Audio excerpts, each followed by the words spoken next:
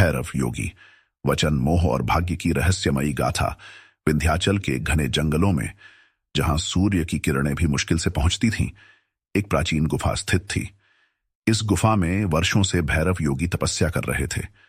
उनकी साधना इतनी शक्तिशाली थी कि जंगल के जीव भी उनके सामने नतमस्तक हो जाते थे। एक दिन ध्यान में लीन योगी के मन में एक अद्भुत भविष्यवाणी उभरी।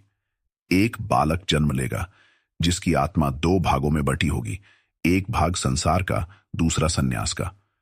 यदि उसे सही मार्ग पर नहीं लाया गया तो वह अकल्पनीय विनाश का कारण बनेगा। इसी दौरान चंद्रगुप्त साम्राज्य के राजा वीर सिंह और रानी धारा देवी वर्षों से संतान सुख से वंचित थे। उन्होंने कई यज्ञ कराए परंतु सफलता नहीं मिली। एक रात रानी को एक रहस्यमयी स्वप्न आया। तुम्हारा पुत्र महान होगा परंतु उसे संसार से अलग करना पड़ेगा, अन्यथा विध्वंस होगा। घबराकर राजा ने अपने पुरोहितों से परामर्श लिया। तभी एक वृद्ध आर्षि बोले, सिर्फ भैरव योगी ही इस रहस्य को समझ सकते हैं। राजा और रानी शीघ्र ही योगी के पास पहुंचे। योगी ने ध्यानपूर्वक उनकी बात सुनी और आशीर्वाद देते हुए कहा, तुम्हें पुत्र की प्राप्ति होगी, लेकिन जब वह 16 वर्ष का होगा तो उसे मेरे पास भेजना होगा। कुछ महीनों बाद रानी ने एक अद्भुत पुत्र को जन्म दिया, रुद्र। लेकिन जैसे ही वह जन्मा, महल के दीपक स्वयं जल उठे और बादलों में बिजली कड़कने लगी। पूरे दरबार में भय की लहर दौड़ गई। राजपुरोहित मंत्रों का जाप करने लगे, लेकिन राजा वीर सिंह के मन में आनंद और चिंता दोनों उमड़ रहे थे। रुद्र बचपन से ही असाधारण था। उसकी आंखों में एक विचित्र चमक थी और वह अलौकिक शक्ति से युक्त प्रतीत होता था। छोटी उम्र में ही उसने तलवार चलाना सीख लिया और महल में कोई भी उसे हरा नहीं सकता था। लेकिन एक दिन उसने अनजाने में एक सैनिक को मात्र छूकर हवा में उछाल दिया। राजा को समझ आ गया कि उनका पुत्र साधारण नहीं है, बल्कि उसमें कोई रहस्यमयी शक्ति विद्यमान है। समय बीतता गया और रुद्र 16 वर्ष का हो गया। नियति का पहिया घूम चुका था। भैरव योगी स्वयं महल पहुंचे और राजा से बोले, समय आ गया है राजन, अब वचन निभाने का क्षण है। लेकिन पुत्र मोह में अंधे राजा ने इनकार कर दिया।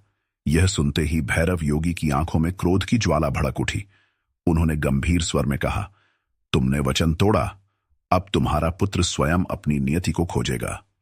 अचानक महल में भूकंप आया, आकाश काला पड़ गया और रुद्र के शरीर से एक अंधकारमय छाया निकलकर वातावरण में समा गई। यह उसकी आत्मा का दूसरा भाग था, विनाश का प्रतीक। रुद्र इस परिवर्तन से व्याकुल हो उठा। मैं क्या हूं? यह शक्ति मेरे अंदर क्यों है? वह चीख उठा।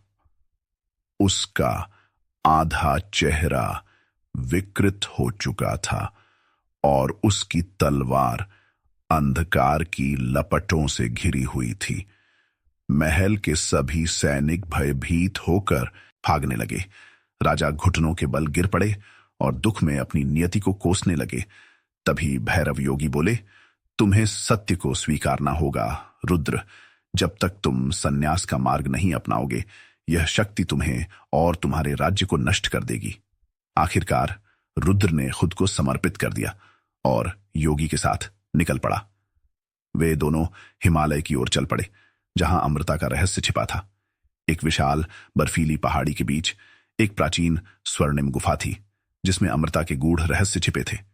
योगी और रुद्र ध्यानस्थ मुद्रा में बैठे, जहां योगी रुद्र को अमृत के रहस्यों से अवगत करा रहे थे। यह वह क्षण था जब रुद्र को अपनी असली नियति का ज्ञान हुआ। वह केवल एक राजकुमार नहीं था, बल्कि एक महान आत्मा का पुनर्जन्म था, जिसे अमृता की खोज पूरी करनी थी। भैरव योगी और रुद्र की गाथा अमर हो गई।